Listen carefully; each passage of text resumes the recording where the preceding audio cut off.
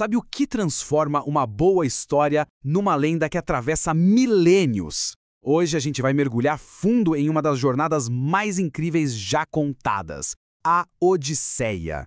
Então se prepara porque a aventura vai ter deuses, monstros e no centro de tudo um herói que só tinha um desejo: voltar para casa. Imagina só, a cena. Um poeta, um contador de histórias da Grécia Antiga, talvez ao redor de uma fogueira, pedindo inspiração divina para começar seu conto. E não é um conto qualquer, é a história de um herói cheio de truques, de manhas, o homem de muitas astúcias. É a história de Odisseu.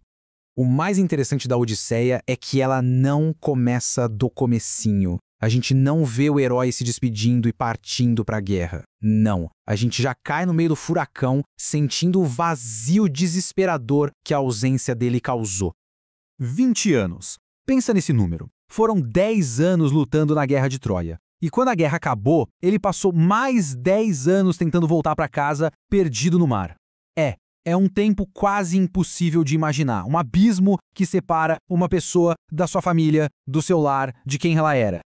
E enquanto Odisseu está lá lutando para sobreviver em ilhas distantes, o seu reino, Ítaca, está um verdadeiro caos. Um bando de pretendentes arrogantes invadiu o palácio, está comendo toda a sua comida, bebendo todo o seu vinho e, pior, pressionando a esposa dele, a rainha Penélope, a se casar de novo.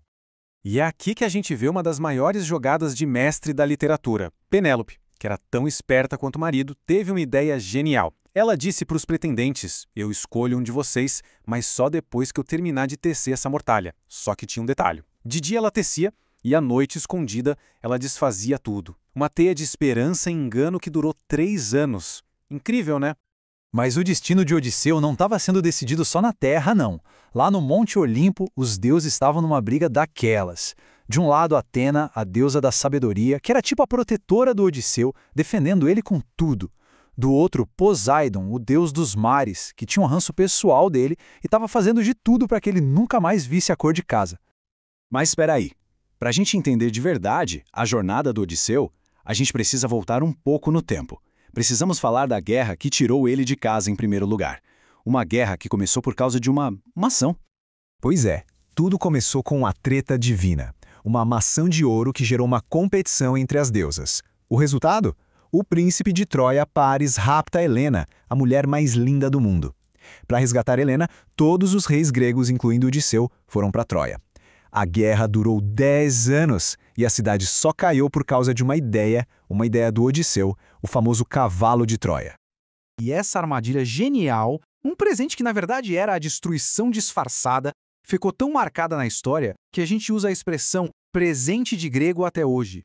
Olha que louco como uma história de quase 3.000 anos atrás ainda faz parte do nosso dia a dia. Uma das coisas mais fantásticas da Odisseia é que ela não conta só uma jornada, mas 2 acontecendo ao mesmo tempo.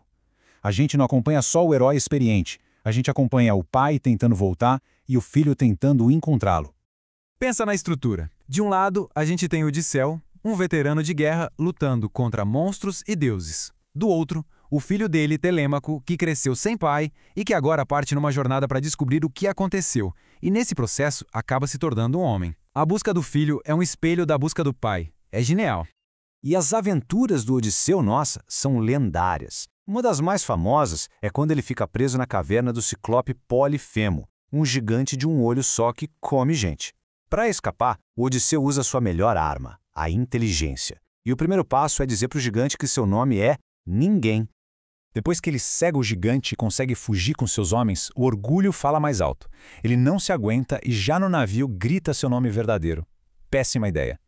O Ciclope era filho de Poseidon, o deus do mar, e ali ele roga uma praga que vai transformar a viagem de Odisseu num verdadeiro inferno. Em outra parada ele encontra Circe, uma feiticeira poderosíssima que transforma a tripulação dele em porcos.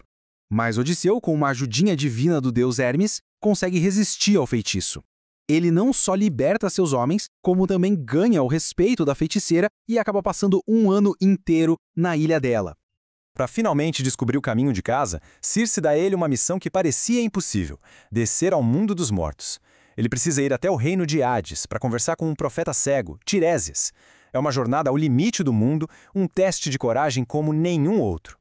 Certo, então a gente viu a jornada, os monstros, os deuses, mas a grande questão é, por quê? Por que essa história de quase 3.000 anos continua tão viva e tão importante pra gente? A resposta está nos temas, que são completamente universais. No fundo, a Odisseia fala sobre a gente. Ela fala sobre a jornada de volta para casa. Seja uma casa física ou um estado de espírito. Fala sobre a busca pela nossa identidade, sobre a luta por justiça, sobre o valor da lealdade e sobre a nossa pequena luta contra forças que parecem muito maiores que nós. São dilemas que todo mundo enfrenta. A Odisseia não é só uma história, é um dos pilares da nossa cultura. Na Grécia Antiga era tipo um livro didático, ensinava sobre geografia, costumes, moral. Com o tempo, virou uma obra-prima da poesia. E a sua influência se espalhou, moldando a literatura, a arte e o jeito que a gente conta histórias até hoje. E para a gente fechar, fica uma reflexão. A Odisseia é a história da volta para casa. Odisseu luta por 20 anos para voltar para Ítaca. Mas, depois de tanto tempo, de tudo que ele viu, de tudo que ele fez, será que ele ainda é o mesmo homem que partiu? E será que Ítaca ainda é o mesmo lugar que ele deixou? Talvez a grande busca pelo lar não seja sobre reencontrar um lugar, mas sobre se reencontrar num mundo que nunca para de mudar.